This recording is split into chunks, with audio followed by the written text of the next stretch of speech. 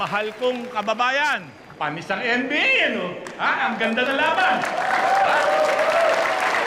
Eh, siyempre, una, gusto kong congratulate yung bumubuo ng paligan natin. Siyempre, di ba? At alam mo, magagaling kayo lahat. Ha? Magagaling lahat. Kaya lang, siyempre, isa lang ang mananalo eh. Congratulations, Barangay San Martin bilang champion! At magkakamit kayo ng trophy at ang halagang 250,000!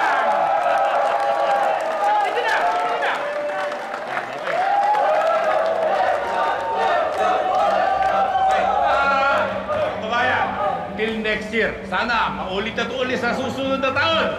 Eh, subukan kong mas lakihan pa yung 250,000 na yan. O sige, salamat sa inyo! Nga pala, gusto ko magtagal dito pero may susunod pa kami pupuntahan eh. Kanina pa ako, inaaya nitong aking... sige, pauna na ako sa inyo, ha? Maraming salamat. Okay.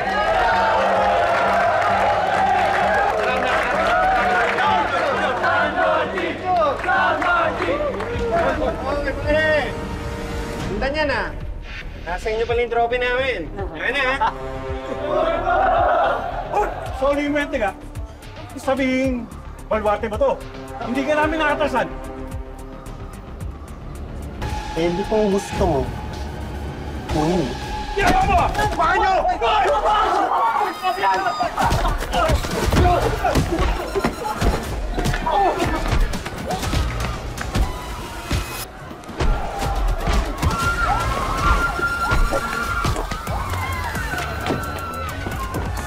Kasi, tawag ka ng backup!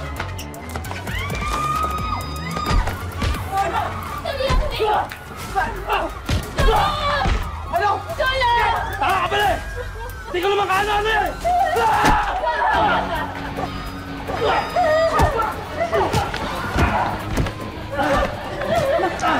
Ma'am, okay lang kayo. Nagkakay sa amin!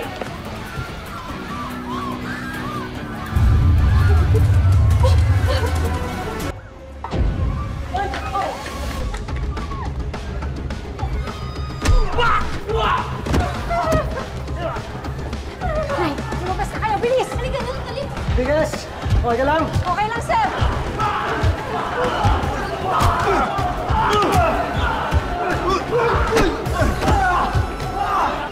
Apat yan, ha? Tatlo sa akin, tigil sa'yo. Yung sarandayan niyo naman. Tigdalawa tayo.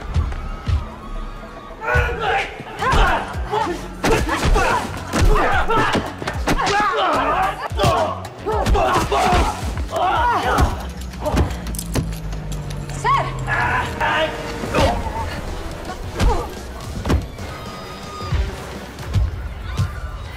Sir, sa akin pala yung tatlo eh. Ano? Sige!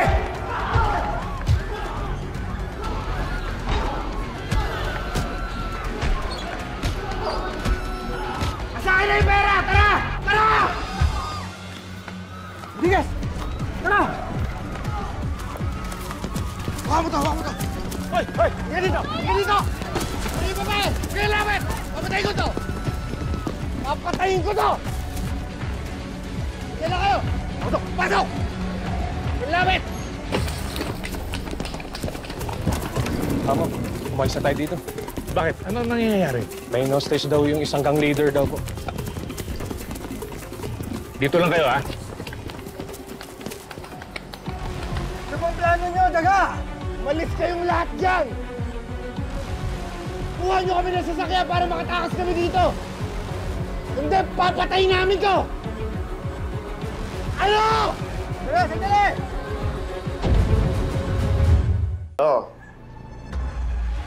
Maganda tong apo nyo, ha?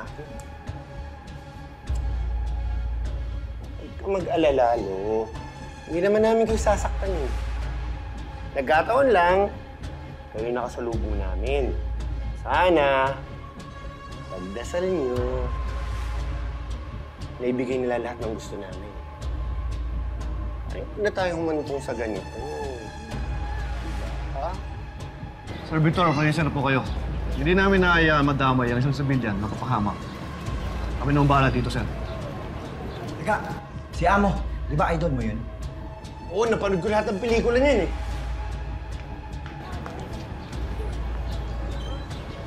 Naintindihan mo. Nasa kotse lang ako kung may kailangan kayo, ha? Sige po, Sir Victor. Amo! Ano ba yan? Ginagawa mo dito?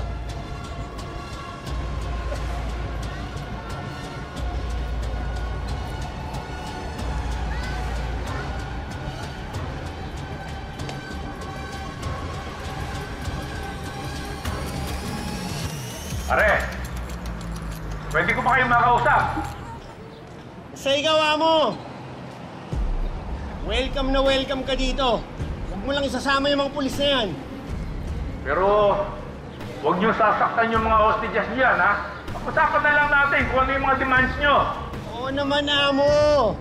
Basta yung mga pulis na yan, dyan lang, ha? Medyo, payagan niyo na ako. Baka sakaling mas madali nating mailigtas yung mga hostages. O sige, papasok ako, ha? Ano si Lolo? Ano si Lolo? Ano? Saan mo? Tara, tara! Saan mo yung gate?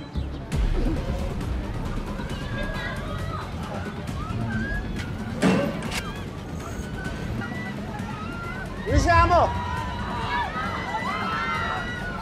Bilis! Ano? Sige! Bunot! Ano? Ha? Ano? Ano yung gate?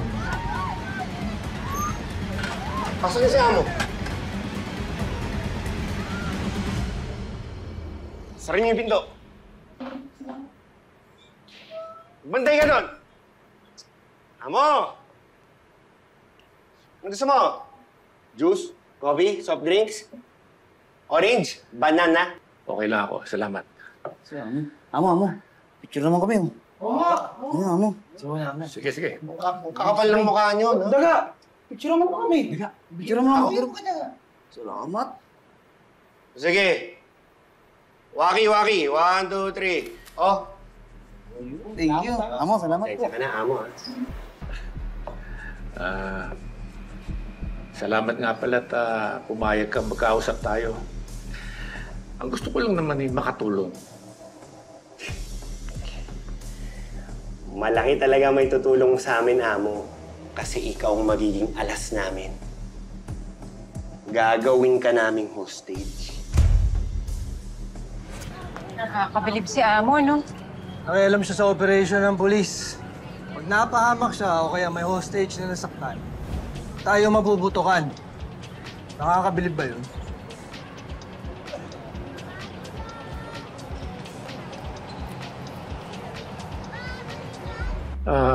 Daga, pwede ko ba malaman yung totoong pangalan mo? Pani na. Bakit, Amo? Gusto mo ba maging best friends tayo? Hindi, ang gusto ko, matulungan ko kayo. Gusto mo matulungan kami. Eh di kausapin mo yung mga kaibigan mong parak dyan sa labas na ibigay yung mga gusto namin at tulungan kayong makatakas dito bago pa magkagulo.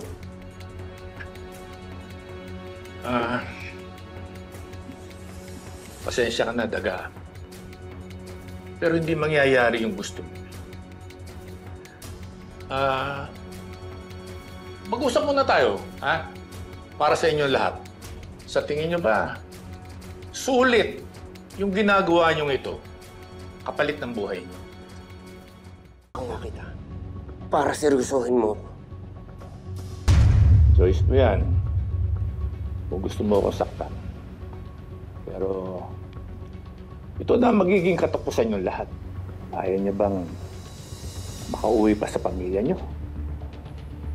Ayaw niyo bang makita pa ulit yung mga kaibigan niyo? Eh, ganun din naman eh. Makukulong din kami.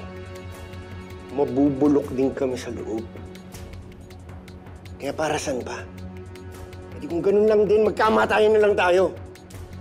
Sinasabi mo lang yan kasi akala mo wala kang ng ibang option. Tingin mo ba gusto namin maging ganito? Tingin mo ba gusto namin magnakaw? Tingin mo ba ayaw namin ng normal na buhay? Yung may trabaho, yung nakakain ng 3 beses sa isang araw, yung meron kaming pangbuhay sa mga pamilya namin. Pero wala eh. Bulok na sistema. Lalo na para sa may hirap na kagaya namin. Sabihin na natin bulok na yung sistema. Pero, mababago mo ba yun kung nakakulong ka? Paano yung pamilya mo?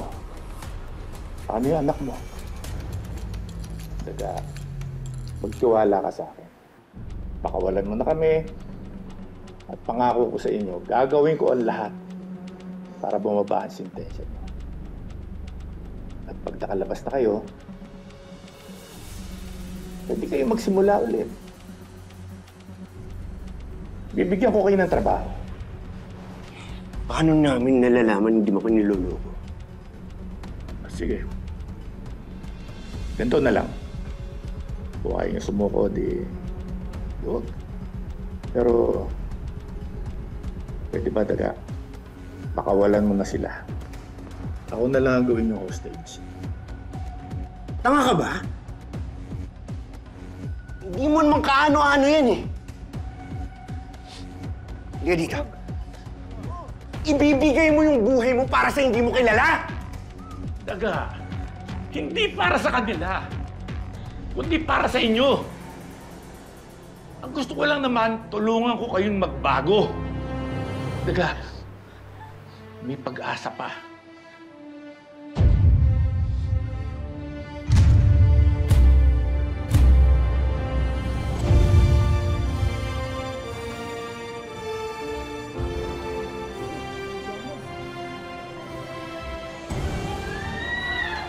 Susuko na sila!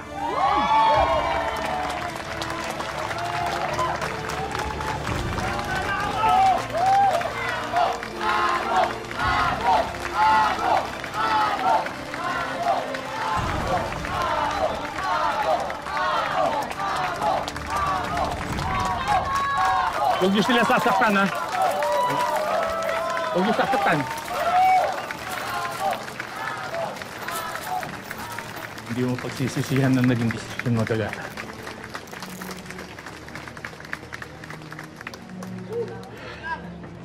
Sir, pakiusap ko lang, Major, sana hindi masaktan si Daga at yung mga kasama niya. Simula ngayon, kargo ko na sila. Sige po, Sir Ramo. Maraming salamat.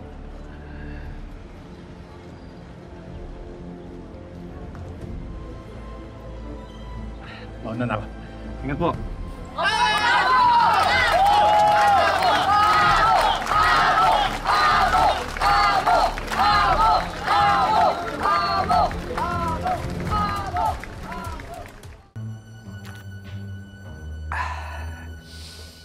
Daga, meron lang kami itatanong sa'yo. Gusto namin malaman kung anong dahilan ng pinagsimulan ng gang war. Wala yun, Boss Chip, away. Bata lang yun. Boss Chip, pwede ba magtanong? Pwede ba kaming bumoto kahit na ako lang? Oo naman. Basta hindi ka pa convicted, pwede ka pang bumoto. Bakit mo natanong? Good. Gusto kasi namin boto si Amo eh. Bait niya kasi. Sana manalo siya.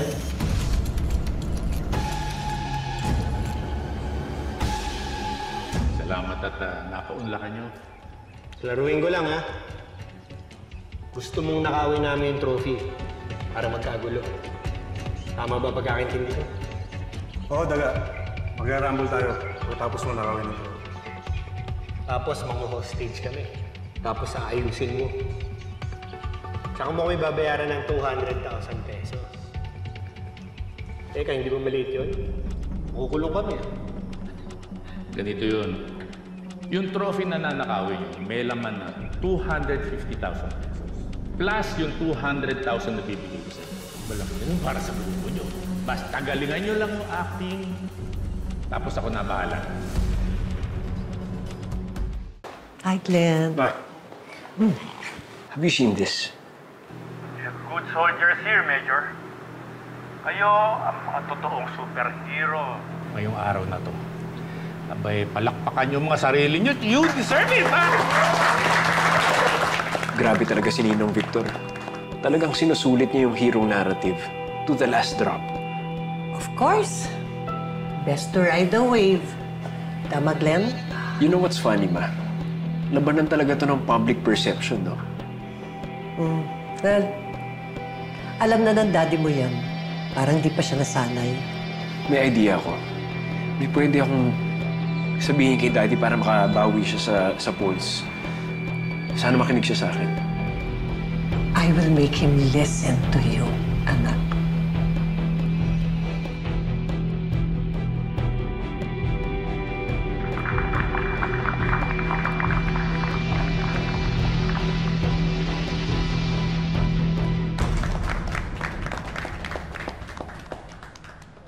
Maraming salamat, Sargento. Maraming salamat. Konde.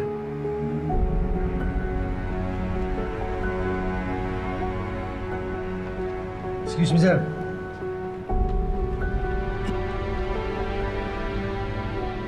Dito na po ako. Oy, pasok nyo na, ha? Oo nga pala. Meron kaming dalang konting merienda para sa inyo. Paano na yung paninda ko? Wala nang bibili nun? Ikaw naman, huwag ka na mag-alala. Bibili natin lahat yan. Ayos yung panindan ko. Kamu, idol talaga kita! Tingnan na rin natin yan! Sama mo nila! Hoy! Let's go! Tara, tulungan nyo! Oo.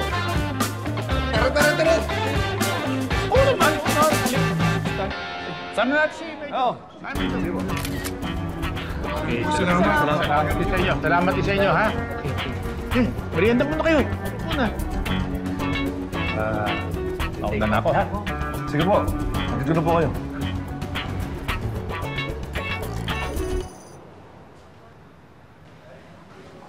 Enriquez, nag-take out na ako bago pa magsimula para sa atin. Hindi, sir. Okay lang ako. Grabe si Amo ngayon, no? Ang bango ng pangalan. Nakita mo yung mga sa comment section sa social media? Siya yung #1. Ikaw, kahit siya yung #1 suspect mo, iboboto mo ba siya? Hindi ko pa alam, sir. Alam mo, ako, pagkatapos nung nangyari ngayon, sure ako, siya iboboto. Ano? Kuha kita? Sir, thank you. Kuha lang ako.